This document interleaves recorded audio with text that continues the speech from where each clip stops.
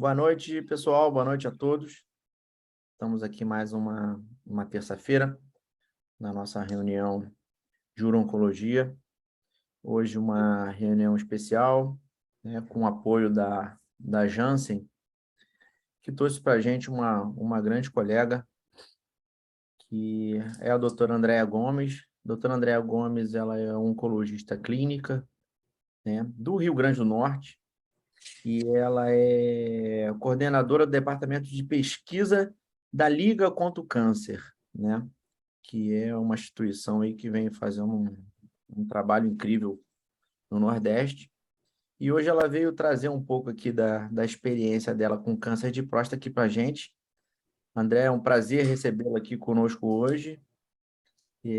Seja bem-vinda, a palavra é toda sua. Obrigada, Fernando, obrigada, Paulo, obrigada, Bruno e aos demais, assim, pela calorosa receptividade, né? Parabéns a todos nós, aos que chegaram posteriormente, né? Hoje nós estamos fazendo essa reunião no Dia do Médico, parabéns, muito honrosa a nossa profissão, muito feliz em participar da reunião de vocês também. Eu realmente me dedico um pouco a Uro-Onco, assim como a maioria do grupo aqui, então é muito prazeroso conversar sobre câncer de próstata particularmente. Eu vou compartilhar aqui minha tela. E aí, obrigada também a Janssen. Já está visível para vocês? Então, ok, Fernando, por favor, se vocês Ainda não. conseguem. Ainda não, André. Pelo menos para mim, não. O Paulo... Ainda não. Em algumas situações isso aconteceu. Deixa eu ver. O computador é novo? Ela tinha compartilhado, André. Foi, a gente testou antes e tudo. Vamos lá. Vamos ver se assim vai. Agora está indo. Agora sim. Agora foi. Vou botar numa moda apresentação. Isso.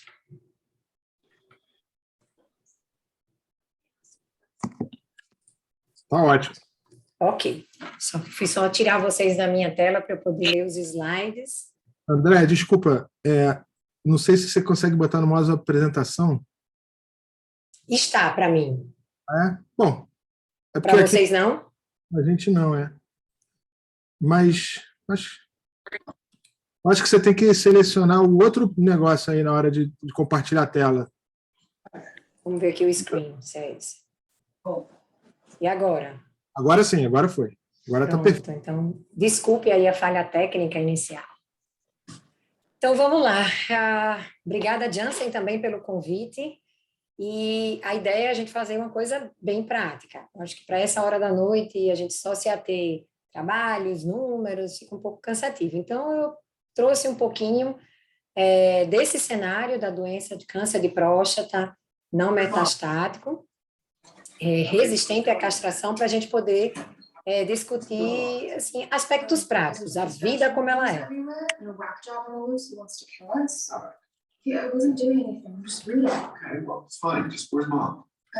Alguém está com o microfone aberto. Essa é a minha declaração hoje. E aí, quando a gente pensa um pouquinho em câncer de próstata, né, não metastático, e a gente considera a possibilidade de tratar esses pacientes, a gente precisa discutir quem é essa população de risco nesse cenário, que a gente precisa ter um olhar diferenciado. Então, muitas vezes, no dia a dia da nossa correria, no atendimento, a gente pode não estar percebendo e identificando corretamente quem são esses pacientes. Então, esse slide, ele mostra uma página do NCCN, que a gente, enquanto oncologistas, gostamos muito de seguir, de nos informar, e eu achei ele muito elucidativo, porque ele faz exatamente essa discriminação. Então, a gente tem pacientes que vão fazer o tratamento da doença primária, o diagnóstico, seja com prostatectomia, radioterapia, com ou sem bloqueio hormonal, e que, infelizmente, alguns desses pacientes, uma parcela deles, vai eventualmente progredir, ascender o PSA. E aí a gente sabe que esses pacientes muitas vezes vão ter essa doença, essa falha bioquímica do PSA identificada por métodos radiológicos convencionais ou não. A gente hoje em dia discute muito o PET com o PSMA e a gente pode falar um pouco sobre isso, que acho que é interessante. Mas, de maneira geral, o que a grande maioria se utiliza são métodos radiológicos convencionais, tomografia, ressonância e cintilografia, e muitas vezes a gente não consegue identificar onde é exatamente a falha desses pacientes. E aí eles acabam recebendo a terapia sistêmica, de modo geral, com ADT.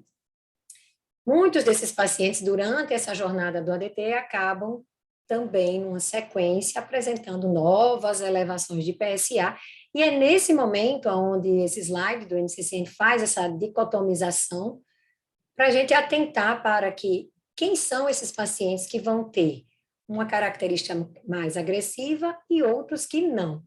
Quem são os que a gente vai ter essa atenção maior? São aqueles que vão ter o tempo de duplicação do PSA de uma maneira observacional mais curta, ou seja, foi determinado que tempos de duplicação menor do que 10 meses levam a crer que esse subgrupo de pacientes tem um maior risco, é uma população que vai tender a desenvolver metástases de uma forma mais precoce, e, infelizmente, ao entrar no quadro metastático, já vão entrar com a doença resistente à castração, que é aquela fase mais agressiva, mais difícil de tratar, normalmente mais sintomática, e onde a sobrevida, infelizmente, é muito mais curta. Então, essa dicotomização em relação ao tempo de duplicação do PSA é importantíssima no segmento dos pacientes que estão fazendo bloqueio hormonal. Para os pacientes, vamos dizer, entre aspas, felizardos, que têm um tempo de duplicação maior do que 10 meses, felizardos porque essas são as características menos agressivas da doença, certamente esses pacientes vão demorar mais tempo a desenvolver metástases. Se eu considerar que esse subgrupo de pacientes também estão presentes numa população mais idosa, muitas vezes esses pacientes podem vir a morrer de outra causa que não do câncer de próstata, da evolução câncer de próstata. Isso é razoavelmente satisfatório da gente ouvir, embora a gente, infelizmente, não tenha até hoje nada interessante para tratar o aumento de PSA desses pacientes, ou seja, a progressão desses pacientes que ocorre de maneira mais lenta. Em algumas situações, a gente acaba associando antiandrogênicos periféricos, ou mesmo trocando o ADT por um só periférico de primeira geração, como a bicalutamida, frutamida, enfim. A gente fica tentando sapatear para dar uma resposta, seja para a angústia médica, seja para a angústia do paciente. Mas como o próprio NCCN mostra, muitas vezes o interessante é só realmente acompanhar esses pacientes, uma vez que a gente não tem nada tão efetivo para oferecer para esse subgrupo de melhor prognóstico.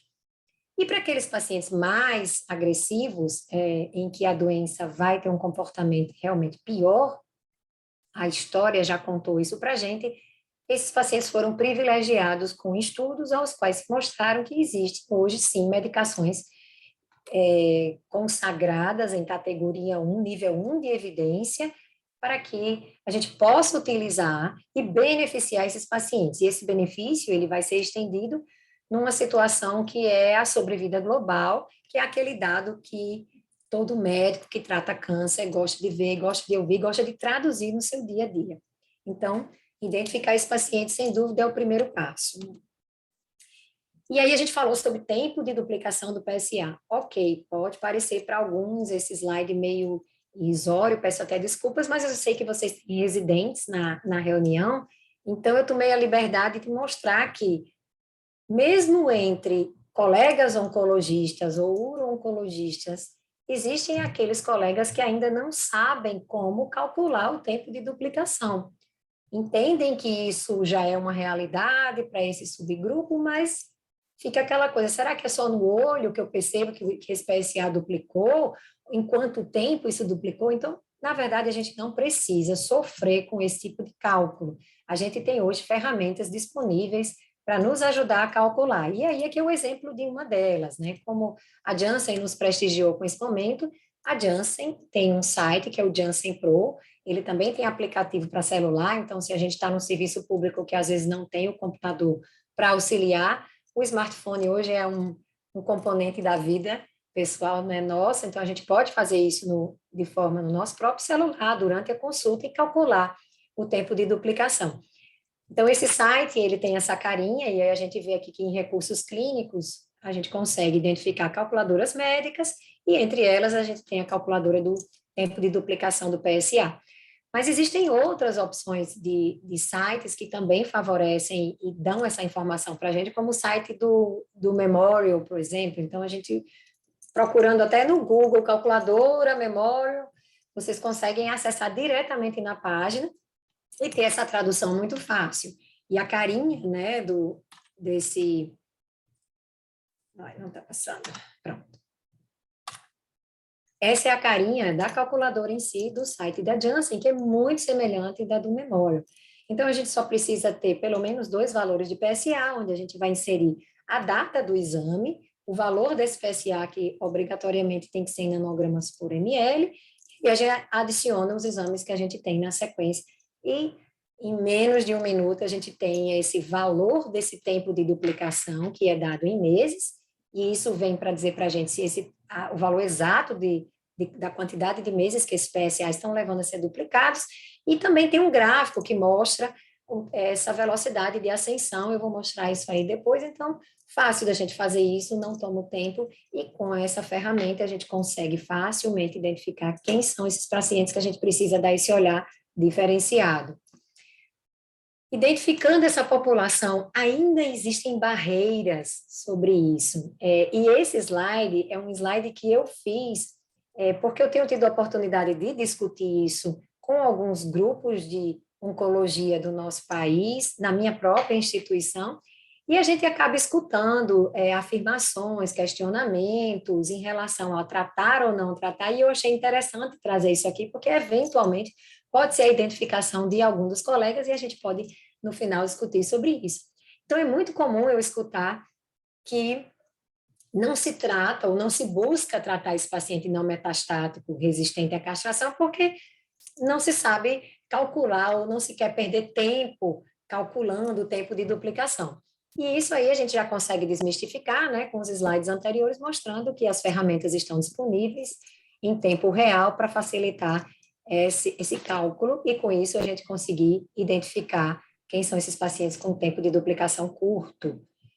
Bom, uma outra informação é aquela, não sei qual das medicações escolher. Então, a gente viu no slide do NCCN que a gente tem 3 estudos aprovados, 3 drogas excelentes aprovadas para esse cenário, que tem papel em outros cenários da doença avançada, câncer de próstata. Então, a gente já teve a oportunidade, muito provavelmente, de usar essas drogas em outro cenário. Alguns colegas têm mão em todas, alguns colegas já têm mão em alguma, e aí fica... Qual que eu vou escolher para essa situação particular da doença não metastática resistente? Então, isso pode gerar uma dúvida? Sim, isso gera uma dúvida. Será que para esse cenário tem alguma que seja melhor do que a outra? Algum dado que diferencie uma da outra e me faça preferi-la? Então, isso também pode ser um motivo pelo qual colegas optem por não tratar. Outra é custo. A toxicidade financeira é uma realidade. A gente sabe que essas drogas são caras, existe um investimento muito alto da indústria farmacêutica por trás, e que naturalmente nesses primeiros anos, ou nos muitos anos que se seguem, se busca retirar esse investimento. Então os tratamentos ainda são pouco acessíveis para essa parcela muito pequena dessa fatia que tem plano de saúde, não é? Então o nosso grande perfil de pacientes do Brasil afora é SUS, e muitos acabam não tendo esse acesso. E isso é um dos motivos ao qual muitos não tratam esses pacientes, preferindo sim esperar essa metástase aparecer, porque aí com a metástase a gente consegue até via SUS tratar, que a gente tem códigos de APAC que possibilitam tratamentos para os pacientes metastáticos. Não concordo com a sobrevida livre de metástase ser um endpoint primário válido. Então, nos 3 estudos que aprovaram a enzalutamida, a apalutamida e a darolutamida para o paciente não metastático resistente à castração, todos os 3 estudos tiveram como endpoint primário a sobrevida livre de metástase. E alguns colegas acham que isso não é um endpoint razoável, porque, enquanto médicos oncologistas, a gente quer ver aumento de sobrevida global. E quando isso não é um endpoint primário, isso acaba incomodando um pouco. Um outro ponto é o PET, né? O PET com PSMA é uma realidade em relação à quantidade de informações que esse método diagnóstico conseguiu agregar. E para esse cenário da falha bioquímica e desse paciente resistente, é uma ferramenta que veio para ficar, não tenho dúvida disso, todos nós que já temos acesso às informações e aos estudos com PET, a gente consegue ver claramente que, e muitas vezes, o exame tem uma sensibilidade muito maior do que os exames radiológicos comuns, conseguindo identificar onde é que está havendo a falha desses pacientes e muitas vezes possibilitando o tratamento direcionado ou localizado, ou algum resgate, eventualmente até cirúrgico, enfim. Então, esse é um argumento de alguns dos colegas. Eu prefiro aplicar o PET, encontrar metástases e aí oferecer um tratamento diferenciado, como, por exemplo, docetaxel ou abiraterona, que, inclusive, no campo de SUS, a gente consegue, para todos, oferecer docetaxel e, em algumas situações, alguns serviços, a abiraterona. E um outro ponto que eu ouvi para quem não gosta de tratar é essa: eu prefiro monitorar o PSA até surgimento da metástase e só então oferecer um tratamento, porque eu não acredito que tratar um paciente agora, que não tem metástase, que está assintomático, não vai fazer diferença na vida dele no futuro, só vai agregar toxicidade, vai ser difícil aderir. Então, esse é um argumento que eu escuto com muita frequência. E eu acho que a gente pode, ao longo desse momento, desmistificar cada uma dessas afirmações. E essas são as afirmações que a gente acaba escutando em relação aos colegas que tratam. Então, a grande maioria acredita que sim, tratar esses pacientes oferecendo dessas 3 opções terapêuticas vai atrasar a progressão da doença e sim aumentar a sobrevida global desses pacientes. Tratam porque sim entendem que uma cinética de PSA é impactada por esses tratamentos e que cinética de PSA tem correlação direta com dado de sobrevida global. A gente consegue ver claramente isso em alguns desses estudos. A tolerabilidade dessas drogas é aceitável, então a gente aprendeu a manejar, a usar essas drogas, principalmente, por exemplo, a enzalutamida, que está aprovada em diversos cenários da doença metastática, então a gente já tem alguma experiência e traduzir isso para esse momento é fácil. E os próprios estudos mostram que essas drogas não alteraram a qualidade de vida dos pacientes que usaram em relação aos que usaram só o ADT ou placebo. Então, muitas vezes o que a gente acha que é tóxico em relação a um desses comprimidos é muito mais relacionado à terapia de deprivação androgênica e não a nova droga que foi agregada em si. Então, a qualidade de vida, pelos próprios dados dos estudos, não é afetada de maneira impactante, ou seja, pior fazer quando se agrega. Então, isso pode ser um argumento ao qual a gente pode estar utilizando a favor do paciente que vai ganhar em sobrevida global, mantendo a sua qualidade de vida. E aí a gente vai passar rapidamente na parte dos estudos, como eu prometia, trouxe para vocês essa ideia inicial que a gente ia fazer alguma coisa bem prática, então vou só pincelar alguns dados para a gente poder discutir. O primeiro estudo é o Spartan, que é o estudo que aprovou a apalutamida. Todos os 3 estudos são estudos de fase 3 e, como eu falei, todos os 3 tiveram como endpoint primário a sobrevida livre de metástase, embora a sobrevida global tenha sido endpoint secundário também dos 3 estudos, e a gente vai conseguir ver os dados que, sim, nos 3 isso foi traduzido positivamente. Então, para quem não gosta de estatística, quem não gosta de ouvir a palavra hazard ratio, P significativo, basta a gente olhar aqui para o gráfico da esquerda e ver o quanto já desde o início de tratamento essas curvas se separam de forma muito aberrante. Então, e isso muito a favor, claro, do braço ativo do estudo, que eram os pacientes que usaram a apalutamida com ADT. No outro braço, a gente tinha os pacientes que permaneceram com o ADT durante o estudo. E a gente vê claramente que o acréscimo dessa droga foi extremamente benéfico, atingindo o endpoint primário e reduzindo, sim, esse risco de desenvolver a metástase em 72% para esses pacientes. Quando a gente vê aqui à direita, né, e a gente observa esse forest plot com a discriminação das características dos pacientes participantes do estudo Spartan, a gente consegue ver que, para todos, de maneira geral, a gente teve um benefício muito claro a favor da apalutamida, com exceção aqui para os pacientes negros, que a gente sabe que é um capítulo à parte, né? E hoje, com a gente estudando cada vez mais biologia molecular, a gente consegue entender que muitas vezes os pacientes negros são aqueles que têm essas alterações genéticas de BRCA, por exemplo, que traduzem essas doenças mais agressivas. A gente consegue entender que essa raça tem maior ligação, maior frequência com a resistência androgênica a nível de receptor celular, como a RV7. Então, a gente hoje não fica só nessa superficialidade da cor, a gente está conseguindo entender quais são as características desses indivíduos que acabam fazendo com que eles desenvolvam doenças mais agressivas. Nesse estudo, a gente vê que é o único subgrupo que esse resultado só tendeu a favorecer a apalutamida. Nas demais características, a gente vê que a apalutamida ela foi realmente melhor. E eu gosto de chamar a atenção, que eu achei interessante no estudo, onde eles fizeram essa diferenciação aqui do tempo de duplicação do PSA, não só de 10 meses, mas como menor do que 6 meses, ou seja, pacientes com características de PSA extremamente agressivas, né? E que esse subgrupo foi beneficiado. Assim como os pacientes que tinham doença linfonodal, a gente consegue ver um benefício bem interessante. Então, mais uma vez, é preciso identificar esses pacientes e tentar oferecer tratamento para eles, né?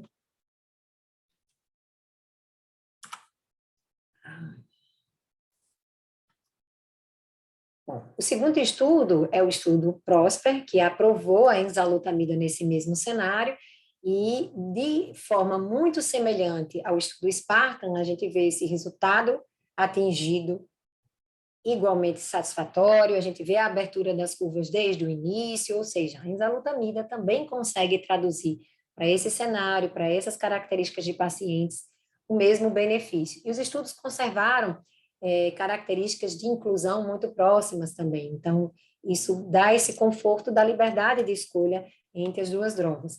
E, por último, o estudo ARAMIS, porque foi realmente o último a ser publicado, onde a gente teve acesso a esses dados. Esse primeiro gráfico, ele é o da primeira apresentação e da primeira publicação do estudo. O estudo já teve atualização, assim como os dois outros anteriores, aonde essa redução de risco no estudo ARAMIS já foi ampliada, e hoje a gente entende que os 3 estudos se comportam de maneira muito semelhante, traduzindo um mesmo benefício.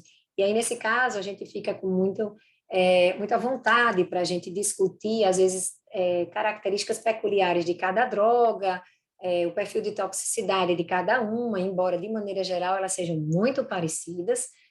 Quem já teve a oportunidade de usar as 3 percebe que às vezes a gente escuta falar muito mais de um detalhe de uma do que da outra, mas de maneira geral, o que é mais frequente é traduzido de forma muito igualitária para as 3 drogas, então a gente pode eventualmente estar particularizando esse cenário em relação a pacientes com comorbidades específicas, com um cenário de idade específico, para poder escolher melhor. E como eu falei, os 3 estudos já tiveram várias atualizações, e isso é muito interessante, que, por exemplo, o dado de sobrevida global, embora não seja um dado de endpoint primário em nenhum dos 3, é um dado que foi avaliado, é um dado que a gente considera e gosta de ver, e aqui a gente vê os 2 gráficos que mostram essas primeiras apresentações em relação à sobrevida global. No gráfico da esquerda, a gente vê o estudo de forma geral, com os pacientes na linha vermelha representando o placebo, e na linha azul a apalutamida. E quando a gente vê aqui o gráfico da direita, eu acho até mais interessante, porque a gente vê 3 linhas, sendo a linha vermelha os pacientes do crossover, ou seja, quando foi feita a primeira análise interina do estudo, que se percebeu que havia benefício para os pacientes que estavam usando a apalutamida, os pacientes que estavam no braço placebo tiveram a oportunidade de receber, a partir daquele momento, a apalutamida também, se assim o desejassem. E muitos migraram, sim, praticamente todos os pacientes aceitaram receber. Então, a gente vê que, mesmo de forma tardia, esses pacientes ainda tiveram uma sobrevida global melhor do que os pacientes que, infelizmente, ficaram só no placebo e falharam no placebo. Então, assim, a atualização do dado com esse dado limpo, enxuto do crossover, consegue mostrar esse impacto, mesmo que tardio, em relação a essa droga, no potencial benefício de sobrevida global. Esse é um dado do estudo SPARTAN que eu gosto muito de falar. É um dado que os estudos com a apalutamida em câncer de próstata sempre agregam. Por exemplo, o estudo Titan, na doença metastática sensível à castração, ele também traz a análise dessa sobrevida livre de progressão secundária.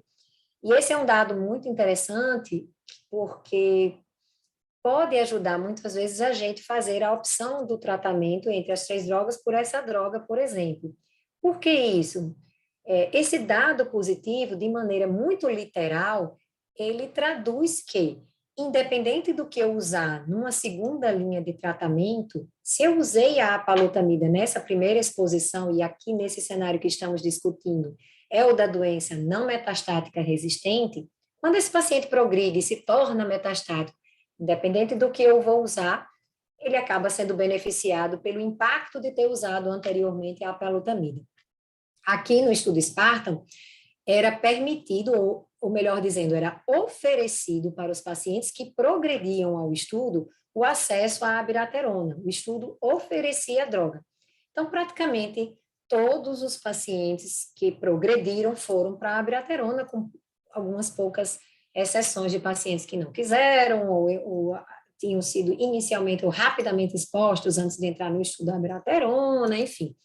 Mas era oferecido. Então, você tem uma homogeneidade quase totalitária desses pacientes do estudo como um todo que progrediram a apalutamida ou só o ADT usarem a abiraterona. E isso é muito bom nessa particularidade do Spartan, porque essa uniformidade de sequência do tratamento acaba mostrando o dado mais limpo e a influência benéfica da apalutamida nessa primeira exposição a esses pacientes. Então, que isso a gente já não consegue ver de forma tão limpa, por exemplo, no estudo Titan, onde os pacientes, quando progrediam, eles eram livres, o investigador era livre para escolher qualquer linha de tratamento secundário para o seu paciente. Então, podia ser quimioterapia, podia ser, enfim, outro antiandrogênio, etc.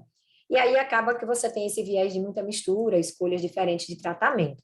Mas aqui no Spartan não, você tem praticamente uma uniformidade. Então, o dado aqui, essa curva é bem mais ampla, bem mais clara, com uma informação bem interessante.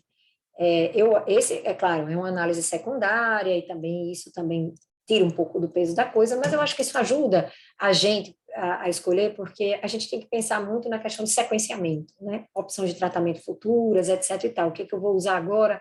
Enfim, e esse é um dado que muitas vezes me leva a escolher essa droga nesse cenário. E essa aqui é uma revisão sistemática, que é totalmente imparcial a qualquer indústria farmacêutica. Ela foi apresentada em 2021 e foram analisados os dados desses 3 estudos que a gente comentou até agora, no tocante ao endpoint primário deles, que é a sobrevida livre de metástase, o tempo para progressão de PSA e sobrevida global. E se a gente for ver aqui no gráficozinho, né, a mediana dos 3 estudos para os 3 fatores que acabamos de comentar é favorável ao uso das drogas, seja qual ela for. Então, isso mostra e corrobora a necessidade de identificação do tratamento do paciente através do tempo de duplicação de PSA e oferecimento, sim, de um tratamento a mais. Bom, eu trouxe um caso clínico também, eu vou passar ele de forma direta, é um paciente que viveu essa situação e pôde utilizar uma das drogas, que é para a gente poder, no final, até discutir um pouco mais sobre o perfil de diferença entre elas, a questão de PET para esse cenário, acho que tem bastante coisa para a gente conversar de forma mais conjunta. Então, esse é um paciente meu, aqui da Liga contra o Câncer, em Natal, paciente com 78 anos, era comerciante, diabético grau 2 e muitas vezes bem trabalhoso, hipertenso, e ele teve o seu diagnóstico lá em 2005, um PSA inicial de 22,8 e uma biópsia que mostrava um adenocarcinoma de próstata Gleason 6. Os exames de estadiamento dele, radiológicos convencionais, eram normais. Esses são os dados que eu tenho desse paciente, que na época ainda não era meu paciente. E aí, entre urologista e radioterapeuta, discutindo-se a situação do paciente inicial, em comum acordo com os 3, o paciente optou por fazer radioterapia exclusiva. E aí foi feita uma radioterapia exclusiva para ele em março de 2005. E o que a gente pode ver nessa tabelinha em seguida é que após o tratamento da radioterapia, esse paciente veio conseguir atingir nadir de PSA em maio de 1,1, nem era um PSA tão interessante, mas enfim, um PSA baixo, e que logo em seguida esse PSA começou a galopar e a subir, e a gente vê junho, agosto, outubro, o PSA subindo, e esse paciente ainda só fazendo o acompanhamento com a colega da radioterapia.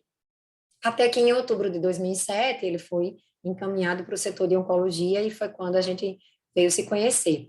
Na época, a gente fez exames radiológicos convencionais, esse paciente ainda não tinha identificação de nenhuma metástase, embora já tivesse um PSA de 5, e aí a gente propôs fazer um tratamento sistêmico para ele, já que a gente não, aparentemente tinha muita evidência de onde era a doença. Esse paciente sempre foi muito, vamos dizer assim, queixoso em relação a procedimentos cirúrgicos, ele não considerava, né, a possibilidade jamais de fazer, por exemplo, um resgate cirúrgico com uma prostatectomia, enfim, e optou-se pelo tratamento sistêmico. E aí o paciente ficou 3 anos de forma ininterrupta com um ADT e alcançou um PSA baixíssimo, né, como vocês podem ver aí, menor que 0,01. Quando ele completou 3 anos, e aí a gente tinha esse conforto desse PSA alcançado já há algum tempo e mantido, a gente discutiu com ele a interrupção e a promoção de um tratamento intermitente. Ele mantinha exames radiológicos normais, lembrando que era um senhor idoso com risco cardiovascular alto, né, diabético, hipertenso, que já vinha há 3 anos com bloqueio hormonal. Então, a gente tirou o bloqueio hormonal dele e ele ficou de novembro de 2010 até novembro de 2018 fazendo intermitência. Grandes períodos sem tratamento, PSA começava a subir, a gente oferecia 6 meses, às vezes 1 ano de bloqueio hormonal, a depender dessa cinética do PSA nesse momento do bloqueio, tirava, até que no ano de 2018 esse PSA começou a não mais cair de maneira tão interessante, e depois começou a se estabilizar, e esse PSA foi subindo, e em novembro de 2018 chegou a esse patamar de 3,59. Mais uma vez, esse paciente mantinha-se com exames radiológicos normais. Nessa época, a gente chegou a considerar a ele a possibilidade de fazer um PET com PSMA para tentar identificar onde era essa falha. O plano de saúde dele não cobria, e o paciente não se interessou de fazer isso de forma particular.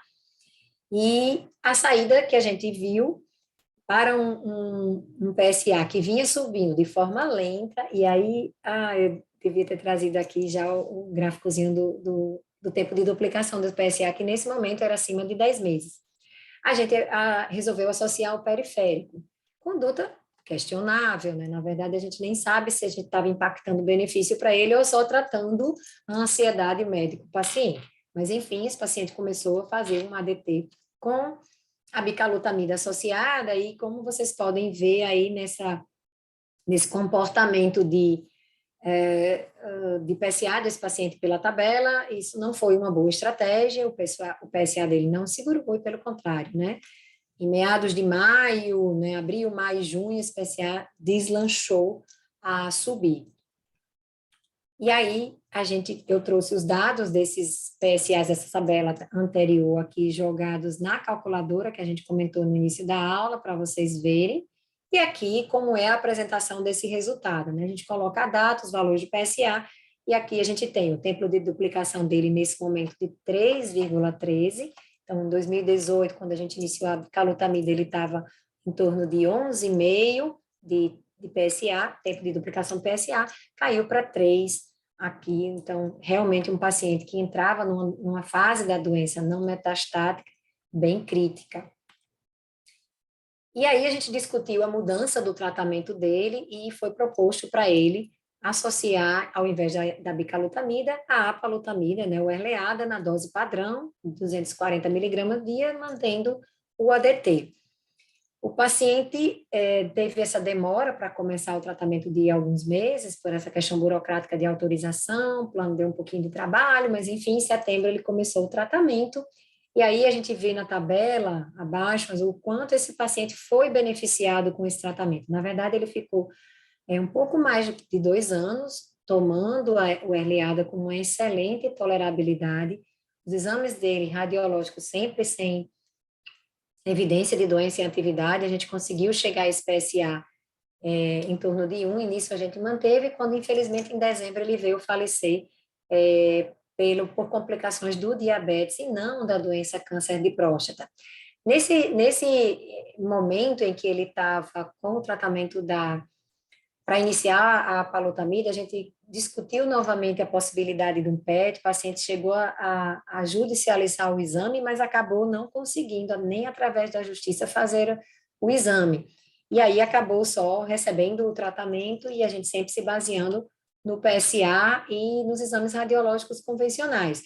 O que isso traduz, assim, uma experiência prática nossa de vida real, para vocês verem como é difícil a gente conduzir, a gente tratar, a gente lidar com esses pacientes, embora a gente tenha, né, muita informação hoje em dia disponível, mas a vida real não é simples, não é fácil assim, mas as informações elas acabam ajudando a gente a estar sempre ativo no nosso pensamento, no nosso raciocínio, mas conduzir sempre é uma arte, né? E com isso eu quero interromper minha fala, agradecer e pedir que, por favor, fiquem à vontade para que a gente possa ou discutir em cima desse caso, ou eventualmente de outros casos, comentários, críticas e sugestões. Obrigada, gente. Boa noite, Andréia. Olá. Muito boa apresentação. Obrigado mais uma vez. Como o Fernando falou também, agradecer a Janssen aí pelo apoio que ela tem dado aí para nós urologistas aqui no Rio de Janeiro e também lá para a UERJ. Foi uma aula muito elucidativa, né? Você falou bastante aí do câncer de próstata resistente à castração não metastático, né? Foi esse caso, né? Eu tive um paciente desse já. Na verdade, na UERJ a gente tem muitos desses pacientes. Uhum. A gente tem por hábito lá, sempre que possível, calcular o doubling time, ainda que seja só de forma acadêmica, né? Porque a gente não consegue fazer essas novas drogas, né? São muito caras e o SUS ainda não está aprovado, né? Pela regulação do SUS. Mas a gente tem por hábito, sempre que aparecem esses pacientes, e geralmente aparece, principalmente no cenário SUS, a gente tem o hábito de fazer esse cálculo do PSA doubling time para entender como é que isso funciona, e a gente, por hábito, também usa a calculadora do memória, né? Então, a gente acaba vendo isso aí.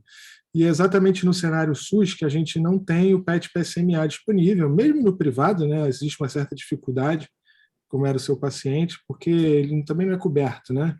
Isso. Eu acho, assim, claro, nesse cenário, eu acho que o PET perde muito valor, né? Porque a gente, quando vai tratar os pacientes, eu acho que todo mundo pensa igual, né? Você precisa ter uma carta na manga, né? A gente, às vezes, na urologia, outras situações, a gente fica com um doente que a gente não consegue resolver, a gente já trata o plano A, mas já pensando no B e no C.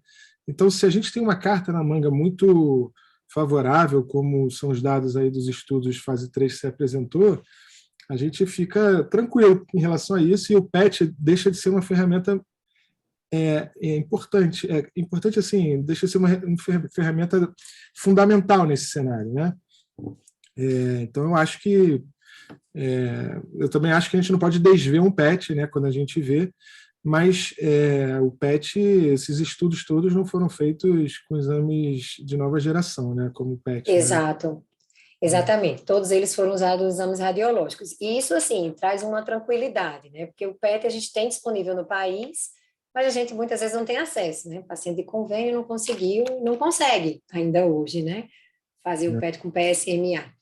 Então, assim, é uma tranquilidade quando você tem um respaldo. E tem um trabalho, inclusive, que foi da Clinical Cancer Research, de 2019, que ele pegou exatamente alguns pacientes do estudo Spartan e aplicou o PET nesses pacientes. E se descobriu metástases nesses pacientes. Ou seja, a gente tem pacientes nesse cenário desses 3 estudos que são metastáticos e que, infelizmente, eles só não foram diagnosticados pelos métodos aos quais eles foram submetidos para screening e randomização.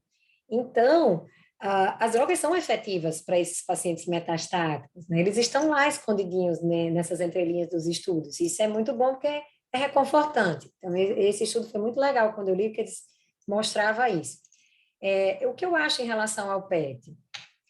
Se eu tivesse acesso para a maioria dos pacientes, eu poderia sugerir e faria? Sim, quando eu tenho essa questão da carta na manga. Por exemplo, tem situações de doença de baixo volume, metastática, que mesmo no cenário resistente, você consegue oferecer uma terapia localizada. Então, se você consegue, se a captação é só na próstata, e você consegue um resgate cirúrgico ou uma nova aplicação de dose com as novas metodologias de radioterapia. Eu tenho um outro caso, inclusive, que é uma situação semelhante. É um colega nosso médico, um cirurgião vascular, que foi tratado com radioterapia exclusiva há tantos anos jurássicos igual a esse, nem sei se foi 2000, enfim. E esse paciente veio a ter uma recidiva muitos anos posterior e que o PET mostrou que se tratava de uma lesão que estava ainda na próstata, coladinha na bexiga. E aí, como ele é um senhor atualmente idoso, já tem mais de 80 anos, a gente discutiu em só fazer terapia sistêmica para ele ou fazer alguma coisa localizada. Esse paciente já vinha ADT com PSA subindo e já estava com um tempo de duplicação menor do que 10 meses. Então, esse paciente também tomou a palutamida, eu iniciei, mas a gente, na radioterapia, levou esse caso para discussão, e a gente tem aqui em Natal IMRT, SPRT, então, esses textos todos, a gente consegue também, para algumas situações, plano de saúde, enfim, discutir. E o pessoal da radioterapia conseguiu achar um plano e dose para esse paciente. Foi meio assim, aterrorizador, a gente ficou com medo dessa bexiga. O paciente foi muito bem no tratamento, muito bem. E a gente conseguiu, resumindo, tirar o paciente, inclusive, da medicação. Esse paciente tratou, eu fiz para ele 2 anos de apalutamida com ADT, ele tratou essa lesão, esse PSA ficou indetectável, sustentado, então eu tirei a medicação. E agora ele está só em segmento, tratado. Então, assim, é uma alegria perceber que o PET possibilitou essa discussão e chegar a esse tratamento, essa opção de tratamento. Porque eu acho que o mais legal é quando eu vou descobrir para saber o que eu posso fazer para esse paciente a mais, né? O que eu posso ajudá-lo. Porque só ver por ver e não vai mudar a minha conduta, talvez realmente não seja necessário, angustiante, né? Então, a gente tem essas duas nuances em relação ao PET. Acho que no futuro, quando o acesso for melhor, né, preço for melhor, sei lá, a gente vai poder ter mais casos de prós e contras e poder julgar até de uma maneira mais tranquila diante da nossa realidade. O que é que a gente está vendo e descobrindo nesses PETs, né? Só para complementar, André, que eu vou passar para o Fernando, depois para o Bruno, se quiserem comentar, sobre o seu caso é muito interessante, porque ele é de 2005, o paciente, e ele, do ponto de vista, assim, vamos lá, acadêmico, ele era um alto risco já em 2005. Sim, sim, PSA de 22, e recebeu só radioterapia, né? A gente vê esses pacientes. E ele fez radioterapia, ficou bem um período, e 5 anos, e aí ele entrou depois numa intermitência, né? E é interessante ver que a doença ficou adormecida aí por 8, 9 anos, né? Sim. E, em determinado momento a doença explodiu. Olha, não foi a bicalutamida, eu acho que não foi. Eu acho mesmo. Eu só ia fazer um comentário assim em relação à bicalutamida, que a gente já sabe que não tem indicação nenhuma mais hoje. E eu a gente faz, a gente tem isso no SUS, a gente faz, todo mundo faz. Quem nunca? Eu acho, mas eu e Fernando, a gente, até ouvi a opinião deles depois, a gente está parando de prescrever, sabe? Eu tenho até medo, assim, eu tenho assim, certeza não tenho, mas não foi a bicalutamida que causou isso, foi o doente, ele mudou a doença. Esses doentes mudam a doença. A gente teve um caso recente agora na Oeste, estava em Ábia há um tempasso, e aí foi assim, explodiu com doença, metástase retroperitoneal, uma coisa dramática, metástase no pênis. Esses doentes explodem uma doença depois de estar com bloqueio hormonal por muito tempo. Isso a gente vê. E não foi a bicalutamida, assim, a princípio, eu tenho certeza, assim. Mas eu acho até que a gente pode nem fazer mais. Eu e o Fernando, a gente tem segurado a mão um pouquinho. Tem um efeito placebo, mas me preocupa até um pouco o efeito agonista da bicalutamida. Sim. Né? Toxicidade, né? Não sei se vocês veem muita ginecomastia com ela, mas eu vejo. Os pacientes reclamam pra caramba. E quando a gente suspende, melhora de novo o PSA. Né? Mas eu vou passar para o Fernando, para o Bruno comentar aí, que eu já falei demais. Obrigado, tá, André? Foi tudo ótimo. André, obrigado aí mais uma vez. É, esse cenário de paciente é um cenário que a gente gosta muito, né? E é um cenário de paciente que nós vamos ter ainda mais novidades. Como vocês já falaram, esses trabalhos foram todos baseados em exames radiológicos convencionais, né? E o trabalho que você citou, que eles pegaram um grupo do Spartan e realizaram um PET-PSMA, um alto índice de localização de micrometástases, a gente vai ter que ter outra análise em cima disso. Será que isso mudaria a conduta? Será que mudaria a droga? Mudaria o momento de iniciar a droga? Não faria? Faria algum outro tipo de tratamento? Faria uma terapia tríplice? Né? Então, assim, a gente não sabe ainda, né? Então, esse cenário é um cenário muito interessante. Sobre a bicalutamida, a gente tem realmente lá na UERJ, a gente tem diminuído muito a prescrição. A gente tem deixado hoje mais para aquele caso, o paciente muito ansioso, Sim, né? que E a gente não sabe que suporta, né? muitas das vezes a gente passa bicalutamida do PSA cai, né? De fato cai. A gente sabe que isso não vai dar nenhuma repercussão clínica para esse paciente, mas o controle da ansiedade, às vezes, é um tipo de tratamento, né? Sem dúvida. Eu ia falar sobre o segundo caso que você citou, do colega, um cirurgião vascular, né? Extremamente interessante esse caso, porque ele já tinha feito uma radioterapia pélvica, né? Ele já tinha, Sim. teoricamente, ele teria já esgotado a dose de radiação na pelve, mas o pessoal, ainda assim, foi corajoso, né? Sim, muito. Deixa de ser. Por mais que tenha sido uma radioterapia localizada, foi corajoso e acabou tendo uma resposta interessante. Nós tivemos um caso parecido, Paulo deve lembrar desse caso, que a gente fez o RAIFO, né? Nós temos lá na nossa instituição, na UERJ, a gente tem o RAIFO, a gente sabe que o RAIFO hoje ele tem sido utilizado mais em protocolos de pesquisa, por conta de questões com CFM, mas nós temos realizado alguns casos, né? Tem até um N já interessante, mas nos pacientes com doença mais localizada e de risco intermediário e baixo risco. Mas nós tivemos um caso, um paciente que tinha feito uma radioterapia exclusiva também há 10, 15 anos atrás, e o paciente evoluiu com uma recidiva bioquímica, foi feito um PET-PSMA e identificado uma lesão próximo à base. É muito um caso bem semelhante com o que você citou. Na base da próstata, mais próxima à bexiga e unilateral, né? E nós fizemos o RAIFO e esse paciente hoje também ele está mantendo o PSA abaixo. Ele ainda está, esse caso tem mais ou menos 1 ano e meio, ele ainda está com bloqueio, mas a ideia, caso esse paciente mantenha com esse PSA controlado, é tirar também o tratamento e quem sabe esse paciente esteja curado. Então, sempre utilizando a tecnologia a nosso favor e principalmente a favor dos pacientes, né? Exato. Passar a palavra aí para o Bruno.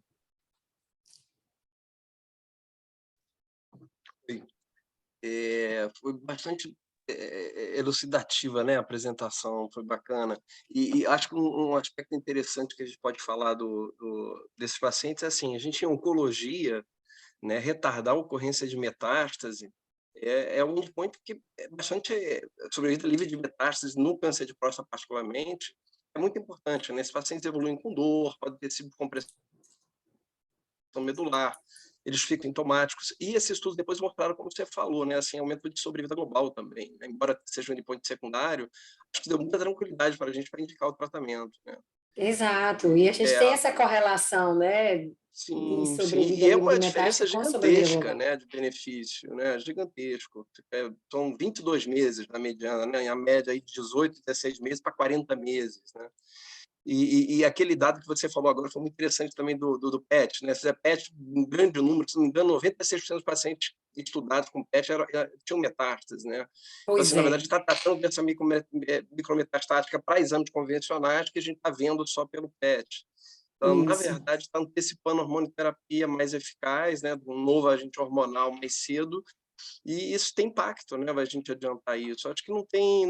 Isso, acho que pelo menos para a gente, assim, oncologista e para os UROS aí, que são super antenados, aí os colegas são congressos aí, acho que eles estão bem tranquilos com essa indicação. Acho que ninguém onde tem angústia em prescrever, não, é um novo agente hormonal nesses cenários 3, né, que tem estudo aí com categoria 1 de evidência, né. E o cenário que eu acho que é mais duvidoso, né, só para assim, para fechar meu comentário aí, seria o cenário que você falou, que eu faria a mesma coisa, irradiaria uma doença oligometastática também, mas os dados que a gente tem do Orioli e do Stomp são pacientes em cenário de doença sensível à castração, né. São Isso, estudos muito pequenininhos, com em torno de 50 pacientes cada um, são estudos que o objetivo era exatamente evitar deixar o paciente em deprivação androgênica. E esse paciente, na verdade, já vive de deprivação androgênica já há um tempão, né? exato, Então, a gente acaba extrapolando aí o cenário de resistência à castração, mas a gente não tem evidência de que a gente vai impactar a sobrevida desses pacientes dando radioterapia numa doença oligometastática com oligoprogressão, né? Na resistência à castração. Não existe. O papel do exato. PET nesse cenário realmente é extremamente questionável, até para tratamento com radioterapia estereotáxica. Mas se eu recebesse um paciente assim, eu faria exatamente o que você fez, eu irradiaria, entendeu? Eu tenderia a encaminhar para o radio-oncologista, mas sem evidência, né? É clara E sim, para essa mas é que conduta, é né? aquela coisa, né, das discussões em grupo, e isso que vocês estão fazendo aqui, né, todas as terças que a gente também faz aqui, é discutir caso a caso, né, a Exato. gente não tem resposta em literatura para tudo, né, quando você vê uma doença localizada, aí é que dá vontade de você tentar, de algum jeito, tratar, pensar uma maneira de chegar até ela, né, porque você controlando aquilo ali, eu acho que, como o Fernando falou, será que a gente não está realmente curando esses pacientes, né? E esse paciente, esse colega médico, o futuro vai dizer, né? Nós estamos acompanhando. E torço que assim seja, né? Com o seu também, né? Vamos em frente, Sim. discutindo e pensando junto, Esses né? são aqueles pacientes mesmo de reunião multidisciplinar, né? Que você Sim, senta com todo mundo, com radio-oncologista, com uros, oncologistas, e decide, vamos fazer isso para esse paciente. E é isso aí, né? Não tem evidência para tudo, como você falou, né? E a gente não vai é, ficar de braços cruzados, né? Vamos tomar decisão, né? Tem coisas que a gente tem que decidir mesmo sem ter evidência clara, né? Com exato. certeza. E uma decisão, essa decisão foi muito difícil, inclusive, de parar de tratar, né? Que você indicar é fácil, a mão é pesada, né? Todo mundo para prescrever é fácil, mas de tirar remédio de pessoas, né? De um colega Difícil, né? médico, e ele ainda assim, mas será que eu paro? Eu estou bem, não tenho nada com remédio. Não, para, meu coração assim também, né? Vamos parar. Enfim, né? É isto, a gente vai aprendendo no dia a dia, com todo mundo junto. Com certeza. Andréia, perdão, Andréia, isso. Eu sempre, quando eu vou conversar com meus pacientes, eu tenho uma conversa assim no final das contas que é o seguinte, eu falo para ele, isso outros urologistas já falaram em congresso e eu tomo isso para mim também. A gente precisa, e o Dublin Time é o retrato disso aí, né? De separar quem é a doença tartaruga, aí eu chamo a doença tartaruga, a doença coelho e a doença leopardo, entendeu? A doença tartaruga, a gente vai tratar intermitência, Stomp, Orioli extrapolando, inclusive, para uma doença de resistência à castração. E aí, eu deixo um asterisco no seguinte, a gente precisa, se for fazer na resistência à castração, é pensar em deixar sem bloqueio, porque esse é o nosso É o objetivo. modelo do estudo, é. Não, exato, a ideia é essa, tirar remédio, né? Isso não tem sentido, né? A intermitência deixa um tempo sem bloqueio. O Stomp e Orioli, em tese, o objetivo também é sobrevida livre de bloqueio maior. Quando está na resistência à castração, ele já está tomando bloqueio. Aí eu extrapolar para uma sobrevida global, aí eu acho que a gente não está, talvez, beneficiando tanto. Mas tem casos de doentes, por exemplo, que não foram operados da próstata, começaram a tomar bloqueio, a gente vê esses doentes ainda, e, eventualmente, você pode fazer uma radioterapia numa resistência à castração, né, como foi citado. E aí a gente pode, ou numa metástase, né, eventualmente, e a gente sabe que é uma tartaruga. Só que, a alguns momentos, a doença deixa de ser uma tartaruga, se torna um coelho e vira um leopardo. Aí é o contrário, aí que a gente tem que mudar a estratégia, enfim. Eu acho que é por aí. A gente tem que individualizar muito mesmo, né? Não sei se vocês concordam, Paulo, aproveitar o gancho aí. Dos fatores de alto risco aí, talvez o PSA seja o menos importante aí, né? O Gleason, acho que me preocuparia mais paciente, tem o Gleason 6, né? Acho que a evolução dele foi bem compatível com o grau do tumor dele. Ele tinha um Gleason 6, embora tivesse o PSA alto, ele era um paciente que a gente esperaria uma doença bem dolente, né? Não sei se vocês concordam. Embora o PSA fosse já de 22, né? Eu não duvido, o Bruno, dele O PSA, se eu não me engano. Mas eu digo assim, se fosse escolher entre o Gleason e o PSA, eu acho que ter um Gleason 8, 9 é pior, com um PSA de 5, é preferível ter um Gleason 6 com PSA de 22. Exato. Eu só não duvido dele ter um Gleason 7, 8 na próstata e ter resolvido com radioterapia exclusiva também, não. Eu não duvido disso, não. Sim, concordo. Não duvido, não, porque assim, o Gleason 6 produziu um PSA de 22, mas é melhor do que ter um Gleason 8. Ele fez radioterapia, então não tem um espécime ali para saber exatamente qual era o Gleason. Mas a gente lá na UERJ também, tem muitos casos operados, tem doença de alto risco. Gleason 9 que a gente operou, claro que não é a maioria, né, é minoria, e que ficam curados com a cirurgia, inclusive Gleason 8, 9, né? Não é a regra, né? É exceção à regra. Mas a gente tem paciente com radioterapia exclusiva, né? Porque a gente não consegue separar quem é radioterapia exclusiva, quem. Hoje, pelo guideline, é só os baixos riscos, né? Mas às vezes resolve outros doentes, né? Vai saber, a gente não tem como saber, né? Mas acho que é isso. A ideia é essa, é avançar muito queria... nessa questão da biologia molecular, né? Pois não. Doutor Fabrício levantou a mão. Fabrício, André, eu queria só parabenizar, André. Excelente explanação, André. Obrigada. E corrigir uma falha do Paulo aí, inclusive com mérito do Bruno, que a gente tem a beraterona, sim, no Hospital Pedro Ernesto, e muito mérito do Bruno, que deve fazer o doutorado dele com a beraterona, viu? Então, a gente tem sim, Paulo, a beraterona. Viu? Não, mas o Paulo falou no comecinho, ele falou assim, a gente tem a beraterona aqui. A gente tem beraterona, então tem... E a gente fez várias pesquisas que você citou aí, a gente foi o centro né, e é agora do Atlas e do Proteus. Ah, que legal, também participo desses estudos. Que bom! É muito legal, acho que nós fomos o centro que mais incluiu o Proteus, nós estamos com 22 pacientes, já mais de 12, mais de 15 operados. É muito bom, eu estou só com 18, estou na sua cola, então. Nós estamos com 22, eu corri para passar você, André. Olha, eu sou uma pessoa competitiva, agora eu não vou dormir com essa. Mas agora já fechou, né? Não, mas vai reabrir, você vai reabrir. Vai reabrir, mas agora com braço de não NEL, né? Com braço só de cirurgia. Isso. Então, esse estudo é muito interessante, a gente teve resposta completa que a gente nunca tinha visto até hoje. E agora eu tenho muito medo de falar em cura, né? Eu tive um caso lá que participou de uma dessas pesquisas, acho que foi até da beraterona, um paciente que operou com 60 anos, Gleason 5 na época, tem 30 anos isso, Gleason 5, e o médico falou para ele, só está curado. E com 90 anos apareceu a metástase e entrou no estudo clínico nosso com 90 anos de idade. Então, a gente não cura câncer, né? A gente não cura, a gente trata e a gente aumenta a sobrevida. Mas curar, não sei, se o paciente viver muito, ele vai ou recidivar ou aparecer outro. Tem um paciente que faleceu ontem, Bruno, aquele paciente que fez 8 anos de abiraterona no estudo, eu esqueci o nome do estudo, mas era um óleo metastático, está 8 anos com a gente fazendo abiraterona. E, de repente, tem 3 meses atrás, ele apareceu com hidronefrose. Eu fui fazer uma tomografia nele, apareceu com uma dor de hidronefrose, tinha uma massa no reto peritônio, uma massa hepática enorme, com a metástase em pênis. A gente biopsiou um carcinoma epidermoide. E o PSA dele 0,01. Então, apareceu outro tumor, com 8 anos de abiraterona. Ele faleceu ontem. Então, assim... Teve 2 pacientes do Atlas que recidivaram e faleceram essa semana também, os 2. Todos os 2 de doenças infecciosas, 5 anos depois da radioterapia. E um deles, com PSA controlado, faleceu de um abscesso na cervical, foi entubado e fez sepse, morreu, e outro uma sepse de erisipela. Poxa. Né? Estranho, né? E um deles já recidivo, cheio de metástase óssea, e aí a gente colocou a beraterona, melhorou um pouquinho, mas voltou a piorar e acabaram morrendo de sepse. Mas será que tem relação com a imunodepressão do tumor, a gente não sabe, né? Pois é, e aí a gente ainda tem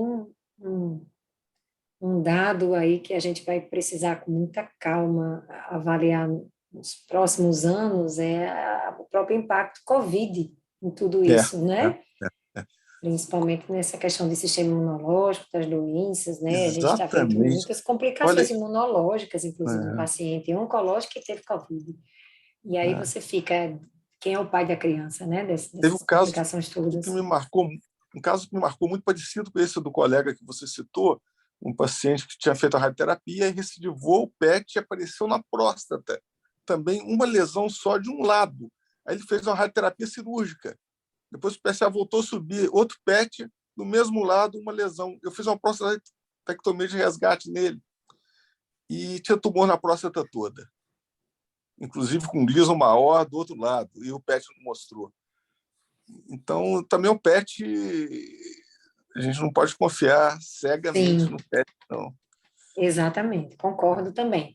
Principalmente a depender do nível do PSA que esse paciente tenha, né? Tem todo um histórico por trás aí para a gente interpretar esse exame com mais Gleason também. parcimônia. Hoje a gente tem um Gleason, PSA, mas a gente tem estudo genético também lá no nosso centro de pesquisa, com 22 genes, que a gente está fazendo com Raifu, porque nós estamos tendo 50% de novo recidivo ou novo tumor em contralateral dos pacientes com Raifu com 2 anos.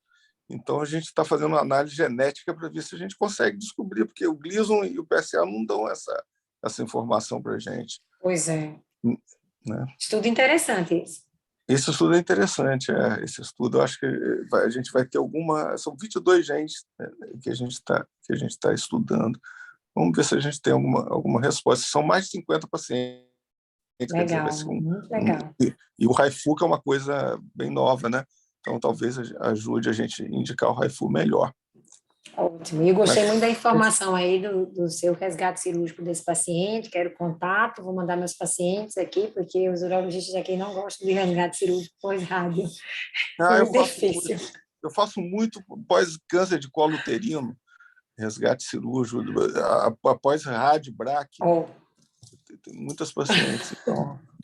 Então, a próstata eu faço brincando, entendeu? Quero contato, viu? Super quero, porque assim, toda discussão é aquela. Eu fico até brincando, eu digo, olha, se eu ainda tivesse saúde e idade, eu ia fazer urologia, uma residência só para operar esses pacientes que eu quero que vocês operem, não que todo mundo arruma desculpa. Olha, e não tem tanta dificuldade, não. É lógico que o paciente, a incontinência é mais provável, né? E a disfunção erétil muito mais também. Esse paciente ficou um pouco incontinente, não ficou muito incontinente, mas ele não ficou continente, é claro, né? Depois uma rádio, e ele era obeso. Esse paciente me marcou muito, porque eu operei ele no dia que eu comecei o Covid. Eu operei ele com uma febre de 39 graus. E aí eu fiquei com Covid, e um ano depois ele morreu de Covid. Um ano depois do resgate. Então, me marcou muito esse paciente. Eu operei ele com Covid, primeiro dia do Covid meu, e depois de um ano ele morreu com Covid. Que pena. Mas dá para operar sim, tá? Falo com seus urologistas aí que não é o resultado funcional um pouco pior, mas a cirurgia em si não tem muita diferença. É igual o tumor de alto risco com neoadjuvância. Eu tenho feito robótica nesses pacientes. Eles são pacientes Gleason 8, 9, toda a próstata e doença grande, e a prostatectomia é quase igual à outra, não tem muita diferença, não. Ótimo, vou pegar o contato e mandar todo mundo para o Rio. Andréia, obrigado pelos comentários aí, estamos chegando já no horário, são 9h11, não sei se alguém mais quer falar alguma coisa. Muito bom, Andréia, eu estava olhando para você aí, eu vim descobrir depois que é um pano de fundo aí, né? Porque eu falei, não é possível que Rio Grande do Norte tenha ainda... Luz, essa hora, não, isso aqui é fake. Quando eu fui aí, no Congresso Brasileiro, há uns 10 anos, foi sol todos os dias, uma maravilha.